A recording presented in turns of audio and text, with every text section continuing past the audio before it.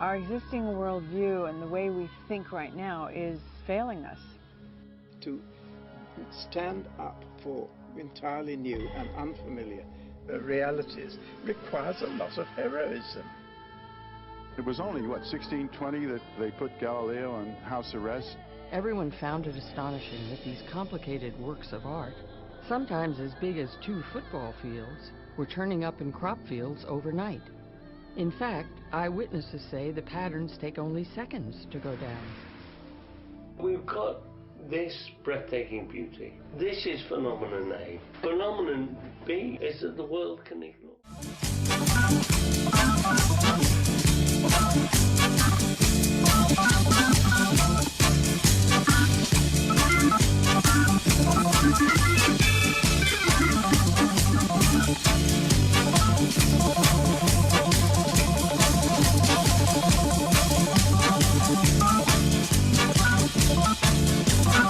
Pois é, temas relacionados com a ufologia sempre são bastante discutidos, às vezes até polêmicos e muito interessantes, porque eles são, de certa forma, até misteriosos.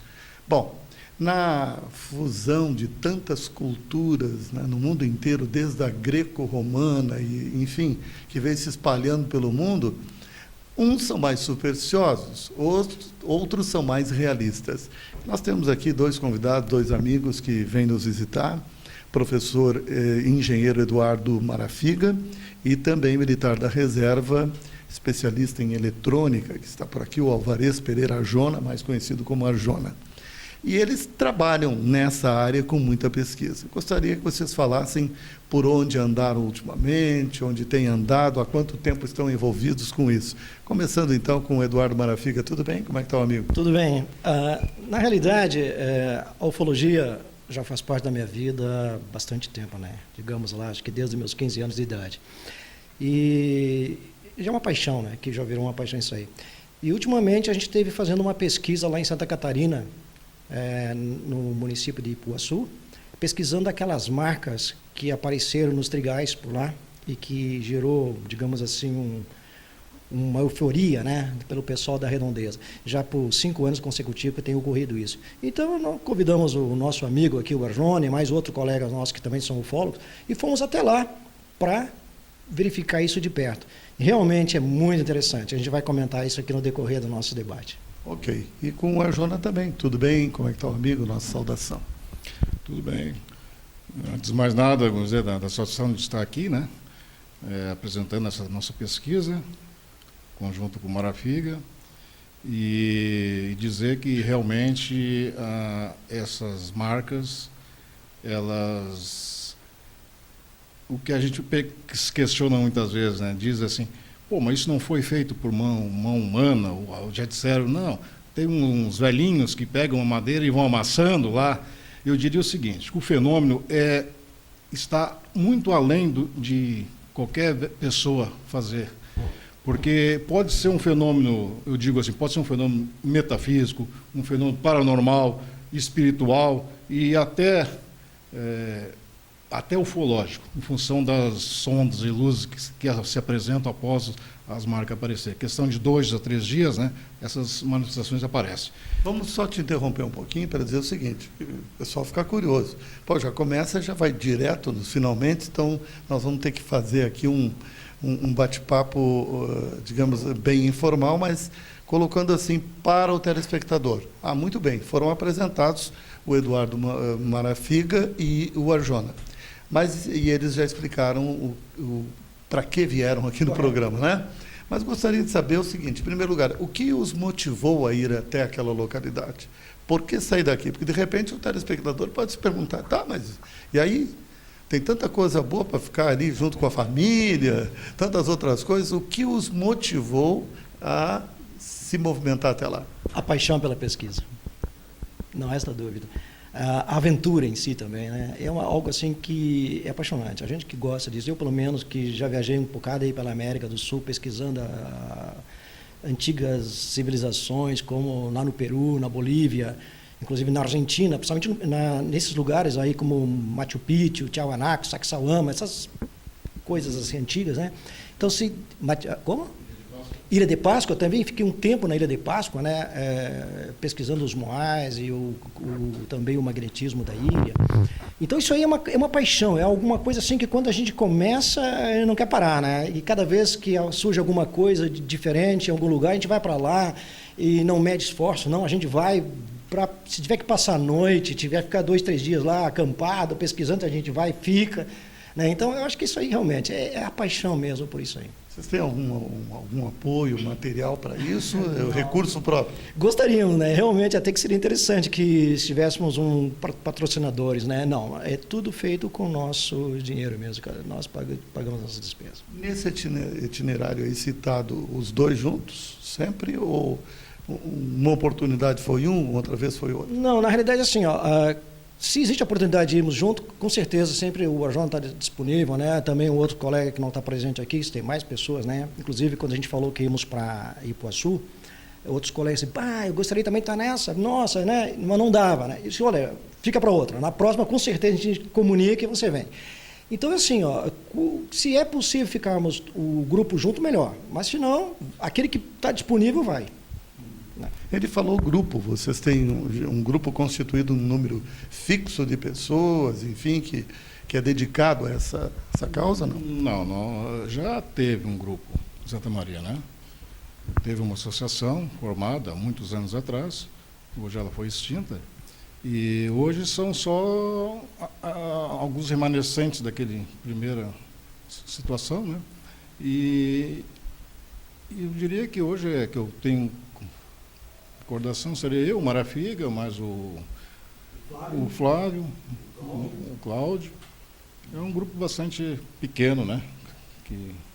Agora, precisa ser curioso, né? A pessoa precisa ter uma dose boa de curiosidade, interesse no tema para se deslocar por tantos lugares que vocês falaram que são conhecidos exatamente por fatos ou pela sua característica física também, né? Mas tem que ser curioso. Não só curioso, mas tem que estudar o fenômeno também, né? Ver aquilo que é verídico, se informar pelos meios, né? Literatura, internet. Então, não basta ser só curioso, né? Nós somos pesquisadores, então a gente procura a maior seriedade possível. Exatamente, foi boa essa tua colocação aí, porque curioso, às vezes as pessoas podem colocar aí no sentido pejorativo. Não tem nenhum preparo, eles vão lá só para... Né? Interessante a sua observação. Quer dizer, não é só pela curiosidade, né? E eu gostaria de ver também com vocês aqui outro aspecto que eu acho interessante, é que contar depois, mostrar depois de ver, né? Qualquer fato, em qualquer lugar, tem aqui a situação de Ipuaçu, que nós vamos detalhar daqui a pouco, mas, assim, como é que vocês observam as pessoas que ouvem essas questões todas aí, ouvem detalhes da pesquisa de vocês? Porque tem essa coisa, assim, da credibilidade para o que se vê e o que se quer informar. Olha, na realidade, algumas palestras que a gente proferiu ali, tanto o Arjona quanto eu, tivemos a oportunidade de observar que as pessoas, elas adoram, elas querem saber, porque isso é um tema que desperta o interesse, né? Porque onde tem um mistério, né? O que é? O que se trata, afinal? O que é isso? Então, as pessoas gostam disso, eles gostam desse tema. E eles querem também saber a razão de por que essas coisas acontecem, de onde são, na realidade, o que é isso. Então, isso, para nós, também, como se diz, é uma curiosidade que nos interessa saber, só que, como o Arjona acabou de comentar, a gente não brinca, é algo muito sério. Porque a gente usa todo o embasamento científico para tentar... Exato, inclusive levamos equipamentos, câmeras, máquinas fotográficas, sensores térmicos, bússolas, tudo para realmente fazer um trabalho de campo que seja o máximo, né, técnico e científico, para que a gente possa dizer, bom, vamos tentar tirar daqui alguma coisa que a gente diga, bom, isso aqui é possível, isso aqui não é possível. Né? Então, a gente não brinca com esse assunto, apesar da ufologia não ser ainda algo científico, considerado uma ciência, né? Mas a gente leva muito a sério essa pesquisa.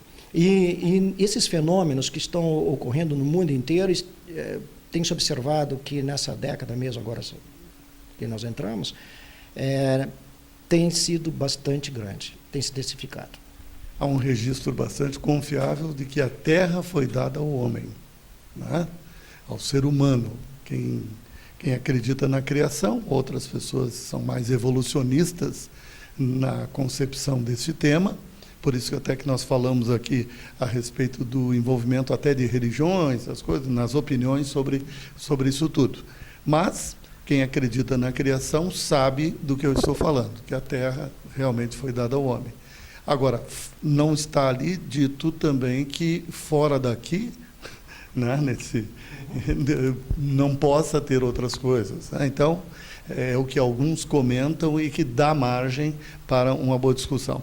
Joana, vocês quando saem para uma pesquisa como essa, vocês saem com tempo estipular, vamos ficar uma semana lá para ver o que a gente consegue e vamos embora, ou ficam à medida que o assunto exija?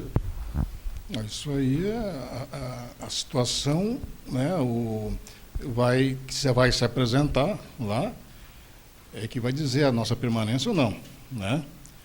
Nós, inclusive, nas próximas aparições que se deve acontecer, porque ela acontece desde 2008, né? E é um período assim próximo ali os finados, né? Então houve até uma especulação de nós irmos para lá fazer até uma vigília, né? Até um pouco arriscado, né? Você já sabe a época, é no início de novembro. Tá? Então, por que não fica lá? Monta uma barraquinha lá e vai. E então até foi cogitado isso aí, né? Então é assim, nós nesse período nós ficamos acho que uns 2 dias lá, né? 2, 3 dias, mas não tínhamos a intenção de ficar até mais, justamente iríamos lá conhecer, né? O fenômeno, porque é um fenômeno que ocorre muito hoje na Europa, mais especificamente na Inglaterra, né? Na França também tem algumas citações, e é um fenômeno que ocorre desde a Idade Média, né? Tem registro, não é agora, não é uma coisa atual, né? No Brasil também já ocorreu em Passo Fundo, né? Lá pela década de 40, né? E até foi o filme Sinais, né? Foi baseado, pelo que eu sei, em alguns dados daquela região, né? Esse filme, Sinais, aparece uma cena muito interessante, onde um ser muito estranho, mais parecido com o tipo de Varginha aqui, né? Que ele cruza na cena assim, rapidamente, de um lado para o outro, que essa cena foi incluída no filme, mas que foi feito aqui no Brasil. Numa pesquisa dessa, se vocês encontrassem o ET, e aí como é que seria? Estão preparados para o diálogo? Eu acho que ninguém está preparado. Eu acho que a situação ela vai desenvolver no momento que ocorrer, né? A gente não sabe nem qual é a nossa reação. A hora que a gente gosta de estar lá, a gente quer ver, a gente gostaria de estar presente, né, num caso desse, mas a reação acho que só no momento, né? Vamos fazer um breve intervalo, vamos tomar um cafezinho aqui e depois nós voltamos então para explicar, porque nós estamos falando aqui, criando uma expectativa das pessoas, mas ainda não colocamos exatamente a situação de Ipuaçu, Santa Catarina, com os 2 amigos que nos visitam, são pesquisadores. Voltamos em seguida.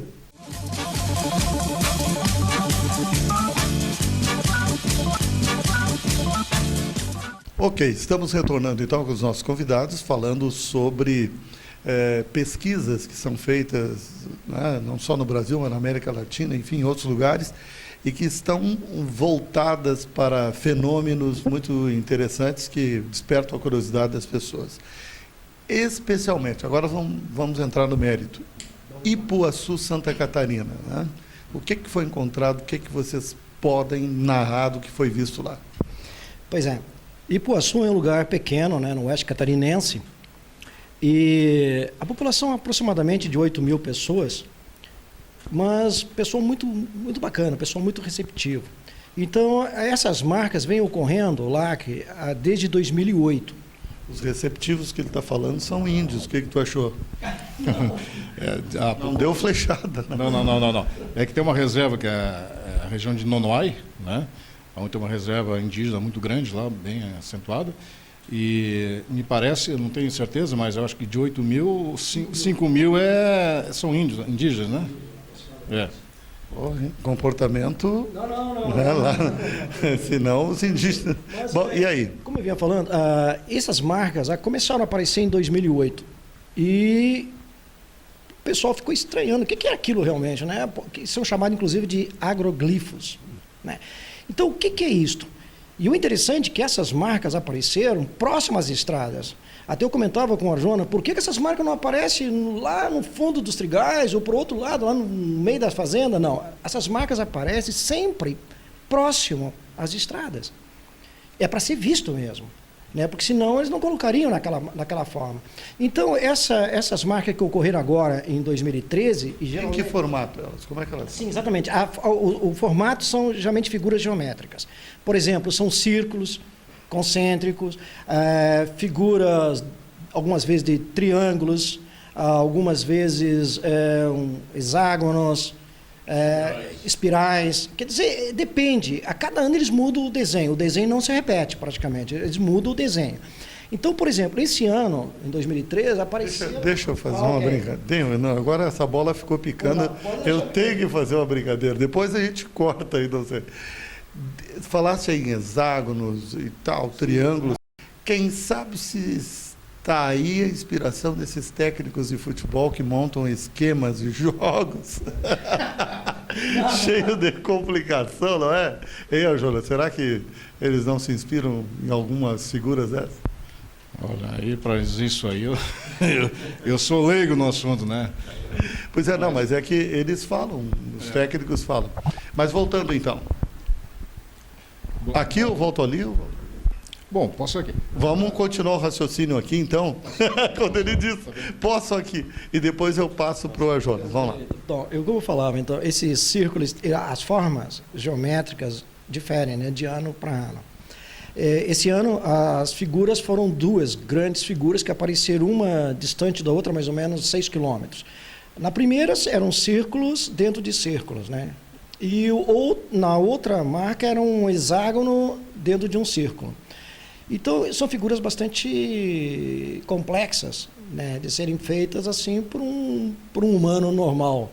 E principalmente essas figuras ocorrem à noite e que aparecem no outro dia. À noite, o pessoal deita, no outro dia está lá a marca no trigal. Ou seja, como isso foi feito em questões de minutos ou de hora, impossível, né? Então, esse é o mistério, né, que a gente pergunta. Quem fez? Por quê? Qual é a razão?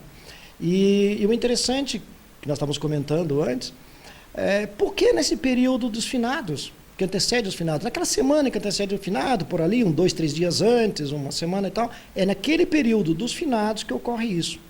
E sempre nessas datas. Por quê? Né? E um outro fato que acho que vai ser mostrado depois, através da filmagem que nós fizemos uma entrevista com um senhor, né, o senhor dessa cidade, que mora ali próximo, em São João. Ele comenta que 2, 3 dias depois aparecem luzes, ou seja, as luzes não aparecem no momento que ocorrem as figuras, elas aparecem 2, 3 dias depois, essas luzes. E elas ficam por um período curto e vão embora, não voltam mais. Então, por que elas aparecem depois dos círculos estarem formados e não no momento que ocorre esse círculo, né? Porque ninguém viu as luzes formando o círculo até hoje. Será que o Arjona conversou com alguém que diz ter visto as luzes? Pois é. O fato é que essas luzes, segundo os depoimentos de algumas testemunhas, né, que são muitas testemunhas, né, diga de passagem, elas perseguem as pessoas. Houve um fato de uma menina que estava numa moto, essa luz perseguiu ela uma longa distância, e ela aumentou na velocidade da moto, e a luz perseguindo, ela chegou em casa, a partir do momento ela chegou sem fala praticamente, né? O outro rapaz também que ele não quer falar, com medo de represália, alguma coisa, né? Deboche, coisa do tipo, ele também comentou que, ou melhor, a mãe dele comentou que ele chegou em casa, ele ficou sem conseguir falar, sem explicação nenhuma, né? Outro fato que ocorreu também, é uma coisa indireta, vamos dizer assim, mas um senhor que inclusive faleceu, isso foi na primeira aparição em 2008, segundo o depoimento de uma senhora. Ela nos disse que era uma pessoa normal, ele era hortigranjeiro, ele tinha um aviário e por volta de madrugada, parece que umas 3 horas da manhã, ele foi fazer uma averiguação no aviário e depois que 2 dias após o aparecimento dessas marcas, né, que eu acho que ele não tinha nem conhecimento dessa marca, uma luz pairou sobre ele. Ele, muito assustado, ele entrou para dentro do aviário. Ficou um período dentro do aviário, no que saiu a luz, novamente, perseguiu ele. Isso foi o primeiro ano que tinha acontecido, ele comentou dessa aparição na cidade, e naturalmente as pessoas começaram a debochar dele, né, ridicularizar, como é normal, né, é de costume, e essa pessoa entrou num estado de depressão profundo, né, que a gente se sabe, e ele simplesmente abandonou toda a sua horta, né, abandonou tudo, deixou tudo de antemão, a questão do aviário também ele abandonou totalmente, né? E essa pessoa, ele veio a falecer depois de 1 ano. Não quer dizer que tenha sido isso aí, né? Em função mas ele disse que foi um estado de depressão profundo, né? Há um fato interessante também observar nisso, em que a família não reconhecia ele mais como uma pessoa conhecida. Ele simplesmente se tornou diferente perante a família. Isso é interessante. Então, veja bem, não podemos dizer que ele tenha vindo a falecer em função da luz em si, mas que o estado que ele estava levava a isso. Né? Então, veja que essas luzes que ocorrem lá não são tão boazinhas assim, não. Porque no momento em que uma luz persegue alguém e a pessoa tem medo e não quer que essa luz se aproxime, ela está indo contra o seu próprio livre-arbítrio da pessoa, ou seja, ela não está indo dentro daquela norma que muitos vão para lá, que nós encontramos, inclusive pessoas lá, que vão com aquele lado espiritual dizendo, olha, aqui tem energias positivas, e vamos deitar nas marcas, vamos... Pessoas meditando no centro, nas marcas, né? Tentando captar energia, dizendo que aquilo ali é uma purificação, é para a evolução espiritual do homem. Eu não sei até que ponto, né? Exatamente. Isso é uma questão que nós até comentávamos, de ter o cuidado, porque esses fenômenos, eles não têm mostrado muitas vezes ser amigos, não. Muitas vezes, ao contrário, eles até fazem coisas que são bem desagradáveis, segundo o depoimento de algumas pessoas. A pesquisa ela é totalmente isenta, né? Ela não quer defender especificamente alguma coisa, e por isso que vocês esclareceram, eu achei muito bom isso, né, de que aquilo lá não é só para o bem. Né? Como eu havia comentado no quadro anterior, eu tinha dito que pode ser um fenômeno de qualquer natureza. A gente não está afirmando que é um fenômeno ufológico. Né? Tudo vem a crer que seja, né? Por tendência da nossa parte, né? Vamos dizer assim. Mas uma coisa a gente pode garantir, que não foi feito por mão humana, isso é certo.